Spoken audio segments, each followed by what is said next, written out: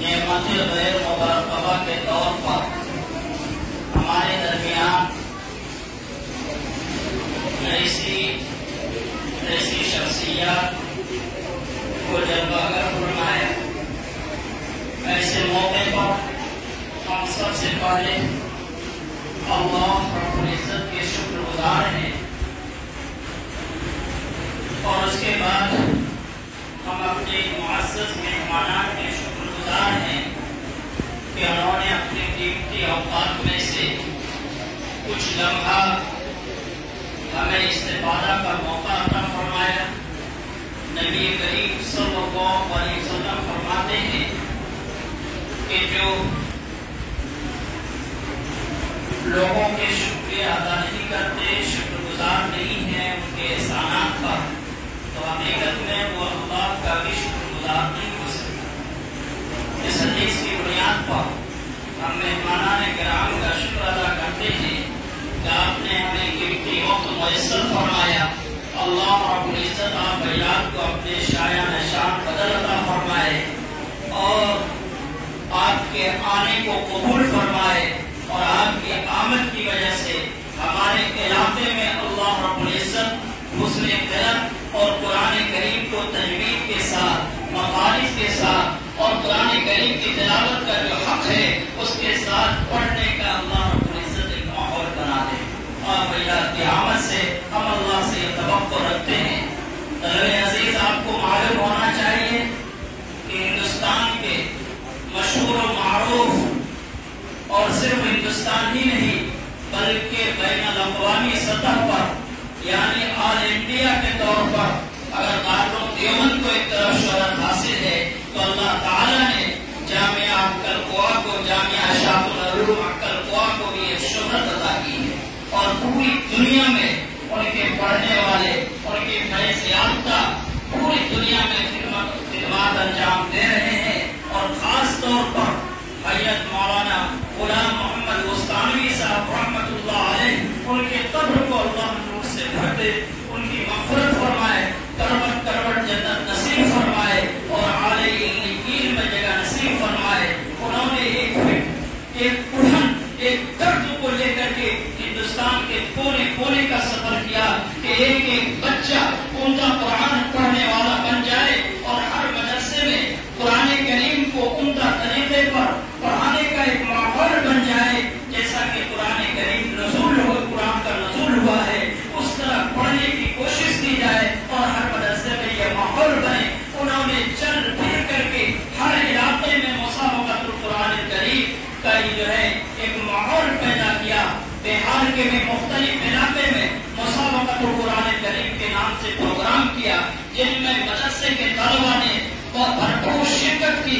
پھر ہندوستان کے پیمانے پر کرایا، پھر جو ہے کہتے ہیں جو ہندوستان میں طلبا کامیاب ہوئے پورے ہندوستان بھر میں، ان کے ذریعے سے عمرہ کی بھی توفیق ملی، بعض طلبا کو حج کی بھی توفیق ملی۔ اللہ تعالیٰ ان کے اس کار خیر کو قبول فرما لے اور تمام دنیا کے مدارس اور مکاتب میں ان کی فکر، ان کی قرآن اور ان کے اس درد کو اللہ تعالیٰ ہر مدرسے کے اندر اس کو جاری اور ساری فرما دے۔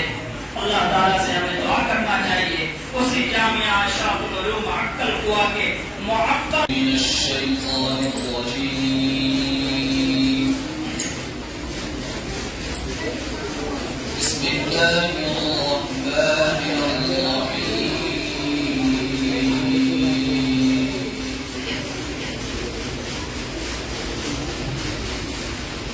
أولم يروا الإنسان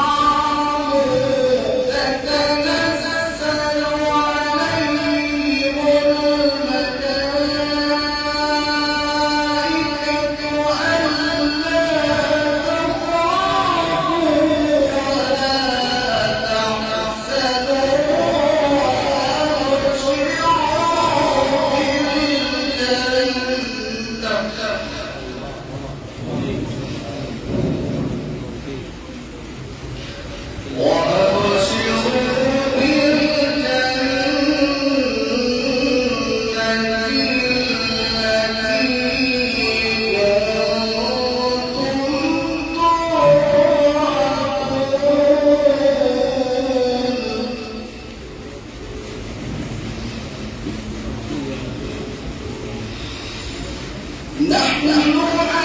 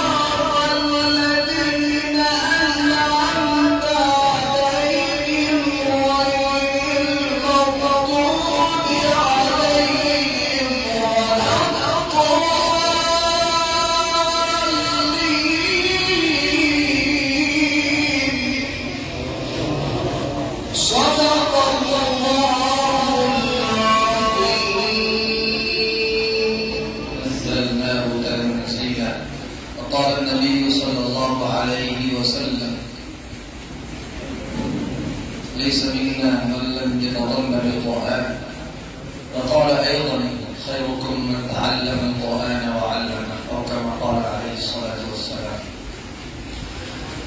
اساتذہ علم و فضل اور میرے بہت ہی پیارے مہمان رسول، عزیز طلباء، میرے بھائیوں،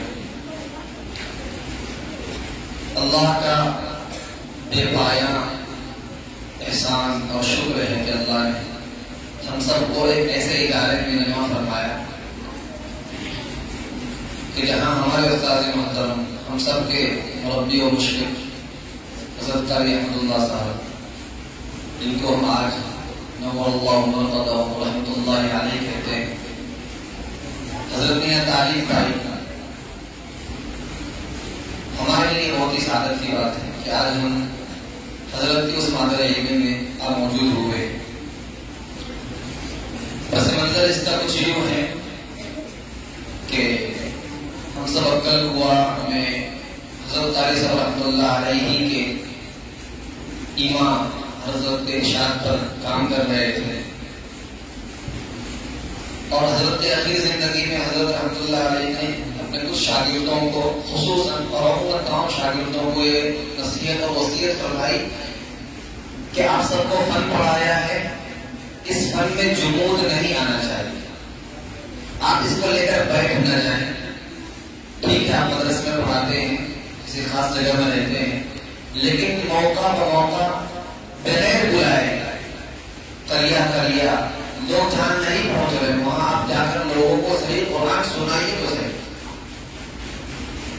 اللہ کا کرنا ایسا ہوا کیونکہ اللہ کی نوازش کی ہے کہ حضرت کے انتقال کے بعد ہم تمام شاگردوں نے مشورہ کیا اور عقل کنواں کے اطراف میں مسجدوں میں جا کر ہم جمعرات کے دن قرآن سناتے ہیں.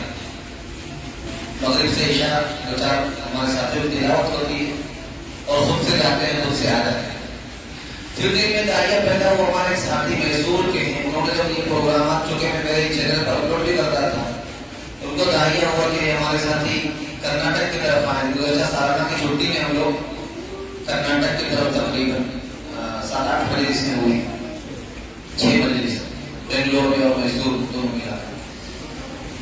تو اس پروگرام سے پھر یہ بات سمجھ آئی کہ ٹھیک ہے دوران تعلیم تو ہم کل کو اطراف میں ہی جا سکتے ہیں، لیکن چھٹیوں میں ہم ہر چھٹی کچھ نہ کچھ اور چھٹی کا ہم اس راستے کے لیے قربان کریں.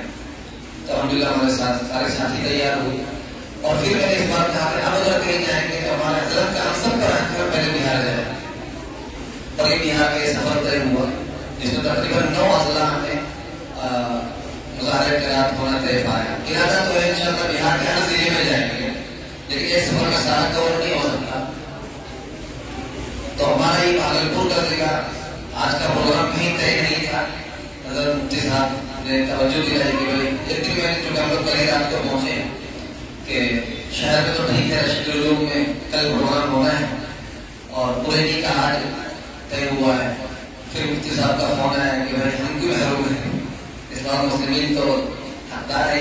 تو میں نے کہا انشاءاللہ آئیں گے ہم لوگ. اس طریقے سے آنن فانن میں یہ بابرکت پولیس طے ہوئی اور بہت ہی ضروری ہے آج ہمارے ہندوستان میں خاص طور پر. معذرت کے ساتھ اگر میں کچھ غلط کہتا ہوں میری اصلاح کر سکتے ہیں آپ.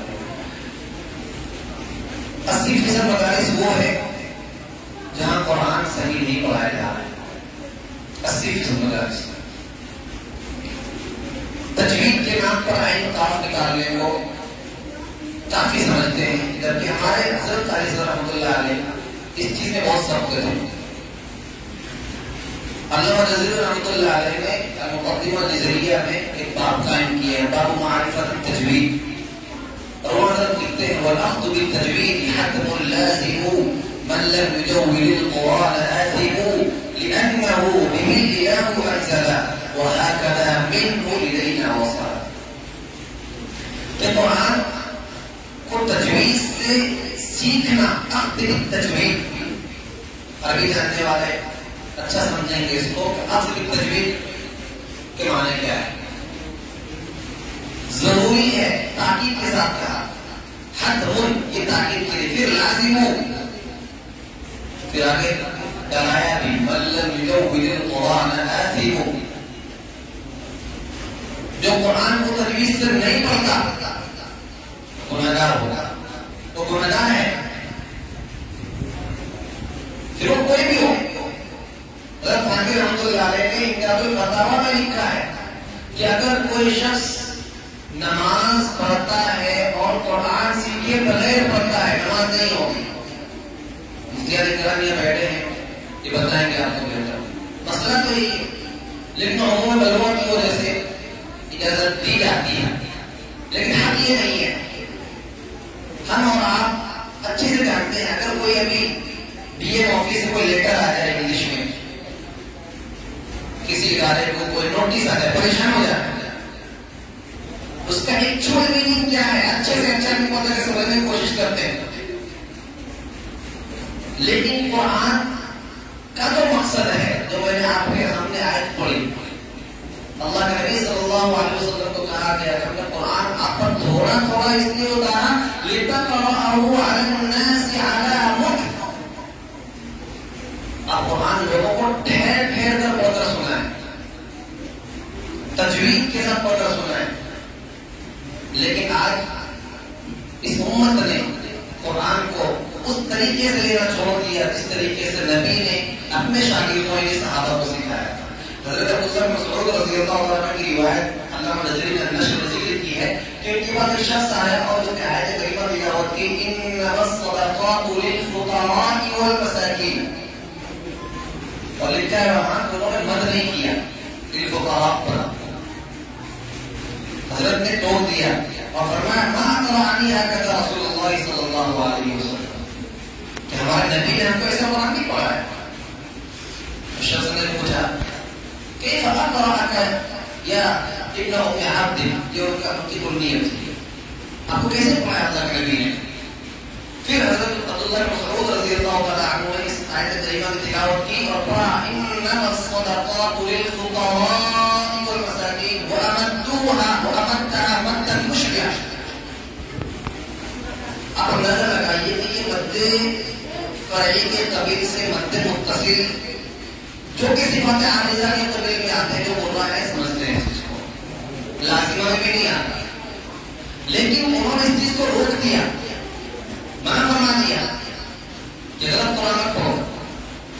اور آج ہمارا حال کیا ہے کہ عوام کو کیا ہی کہیں، ہمارے مدارس میں ایسے افراد نہیں مل رہے ہیں ہمیں جو قرآن کو ویسے پڑھا سکیں جیسا رسول اللہ نے پڑھایا، جیسا اللہ نے نازل کیا۔ اسی طرف علامہ نظری نے اشارہ کیا، اور ایسا نہیں کہ کوئی نئی چیز ہے، آپ لوگوں کو نئی چیز اس لیے لگتی ہے کہ انہوں نے اس سے پہلے چیز سنی نہیں۔ آپ محدثین جو پرانے ہیں، پہلی صدی، دوسری صدی، تیسری صدی کے، آپ کے حالات میں پڑھیں گے تو آپ کو اندازہ ہوگا کہ ہر محدث قاری ہوا کرتا تھا، ہر قاضی قاری ہوا کرتا تھا۔ شیخ عبدالوہاب سوقی رحمۃ اللہ علیہ کے بارے میں آتا ہے، علامہ نظری کا ان سے مناظرہ اور مکالمہ ہوا ہے، وہ ذکر ہے، انہوں نے اپنی کتاب منجد المفید اس کا ذکر کیا ہے۔ انہوں نے یہ اعتراض کیا کہ جو ہمارے یہاں بھی رائج ہے، میں چاہتا ہوں اس کا بھی سردن ذکر کروں۔ قراءت ثلاثہ کے بارے میں بعض لوگ کہتے ہیں کہ اس میں اختلاف ہے، تواتر ہے، علامہ نظری کے اعتبار قابل قبول نہیں۔ جن کے بارے میں منسوخ تھا ان کے بیٹے سے پوچھا کہ آپ کے والد کے بارے میں مشہور ہے کہ انہوں نے کہا ہے کہ قراءت ثلاثہ متواترہ ہے، اس میں اختلاف ہے. یہ بات صحیح ہے؟ انہوں نے کہا کہ نہیں، میرے والد کے پاس، وہ بھی قاضی تھے، ان کے والد بھی قاضی تھے. انہوں نے کہا کہ میرے والد کے پاس جب کوئی قرات سبا پڑھنے کے لیے آتا تھا تو میرے والد کہتے تھے سبا ہی نہیں، میں تم کو اشارہ پڑھاؤں گا. اس سے اندازہ لگائیے انتظام میں سے بھی ثابت ہوتی ہے، وہ بھی قاری اور مقری تھے، قرات اشارہ پڑھانے والے تھے. تو ہمیں اس طرف آنا چاہیے. اس دنیا میں اگر اللہ کے بعد کسی کا مرتبہ ہے وہ اللہ کا کلام ہے، بلا مبالغہ. اللہ کے کلام سے بڑا مرتبہ کسی کا نہیں ہے. تو ضرورت اس بات کی ہے کہ ہم قرآن کو ویسے نہیں جیسا اللہ نے اتارا اور اللہ نے جبریل کے واسطے سے جو اتارا، اللہ کے نبی صلی اللہ علیہ وسلم نے ویسا ہی صحابہ کو سکھایا، اور صحابہ نے اپنے باپ والوں کو، انہوں نے اپنے باپ والوں کو، اور یہ سلسلہ 15ویں صدی میں ہم لوگ آج بیٹھے. اسی مقدس اور بابرکت کام کو لے کر حضرت قاری صاحب رحمۃ اللہ علیہ عقل کو آ گئے، وہاں ماشاءاللہ کام شروع ہوا. پہلے بھی چل رہا تھا، پھر وہاں بھی فضل کا زمانہ آیا تھا، حضرت قاری صاحب ہم لوگ کو بھیجا، اور حضرت قاری صاحب اس مشن کو لے کر ہم لوگ بہار آئے ہوئے. اور ہمارے بہار میں حضرت قاری صاحب فرماتے تھے کہ بہار میں اردو میں قرآن پڑھایا جاتا ہے. ہمارے جو زبان عموماً مولانا اور جیسے کہ اردو ہے، اور حضرت فرماتے ہیں گجرات میں میرے آنے سے پہلے بھی گجراتی میں قرآن پڑھایا جاتا ہے. یعنی ٹیڑھے بولتے رہو تو دلوں میں ٹاٹ ڈالے. ہمارے پاس علاقوں میں آپ بولتے ہیں. تو ہم کوشش کریں، اہل مدارس پر یہ ذمہ داری پہلے عائد ہوتی ہے کہ ہمارے مدارس میں ناظرے سے لے کر قرات کے منتہی درجے تک کا طالب علم تجوید کے خلاف قرآن پڑھتا. حضرت قاری صاحب رحمۃ اللہ علیہ نے اپنی کتاب میں بھائی حضرت تھانوی کا اس کا مقولہ نقل کیا ہے کہ اہل مدارس تین کام کر لیں، ان کو کسی چندے کی ضرورت نہیں. اس میں سب سے پہلی چیز ہے اپنے مدرسے میں قرآن کریم کی تعلیم تجویز سے لاگو کریں. نیچے سے صرف شعبہ نہیں، ناظرے سے لے کر بچہ جب قرآن پڑھنا شروع کرے اس کا عروق درست ہونا چاہیے. حضرت قاری صاحب رحمۃ اللہ علیہ کی آخری زندگی میں کوشش یہ تھی کہ مکتب کے طلبہ کو عربی سکھائی جائے، مکتب کے طلبہ کو عربی سکھایا جائے. حضرت سے بولا کیوں ایسا؟ کہا کہ ہمارے یہاں کے چھوٹے چھوٹے بچے کانوینٹ اسکول میں جا کر انگلش بول سکتے ہیں تو عربی کیوں نہیں بول سکتے؟ اور نتیجہ کیا ہوگا کہ جب مکتب سے یہ بچہ عربی تلفظ سیکھے گا تو قرآن آٹومیٹک صحیح ہو جائے گا. اس لیے قرآن تو عربی میں نازل ہوا ہے، لیکن ہمارے یہاں کی مصیبت یہ ہے کہ بعض ادیب حضرات بھی عربی اگر 3 سال 4 سال کرتے ہیں لیکن تجویز سے نہیں. وہ عربی بھی اردو انداز میں بولتے ہیں، لہجے عجمی میں عربی بولتے ہیں، تو وہ صاف معلوم ہوتا ہے. تو یہ تجوید عربی کے لیے خاص ہے اور قرآن کے لیے زیادہ خاص ہے.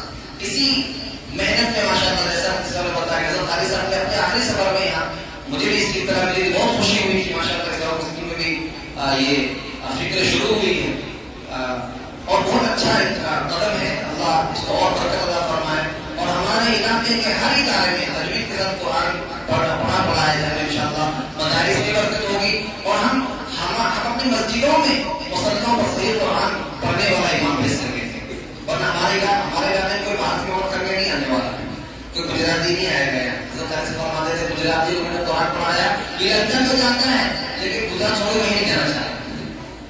یہ سب ماشاءاللہ گجرات کے افراد ہیں ہمارے ساتھ یہاں تک آئے صرف حضرت کی نسبت پر. میں چاہتا ہوں حضرت کے شاگردوں میں سے ایک نمونہ شاگرد حضرت کا پیش کروں. میں دعوت دیتا ہوں ہمارے ساتھی قاری وسیم صاحب صورتی رام برکاتہ کو موضوع تشریف لائے اور اپنی لہجے طبعی خاص طور پر جو یہ مقام حجاز پڑھتے ہیں نمازوں میں سننے سے تعلق رکھتا ہے. قاری صاحب سے گزارش کروں گا کہ تشریف لائیں اور تدبیر کی دعوت پیش کریں. أعوذ بالله من الشيطان الرجيم. بسم الله الرحمن الرحيم.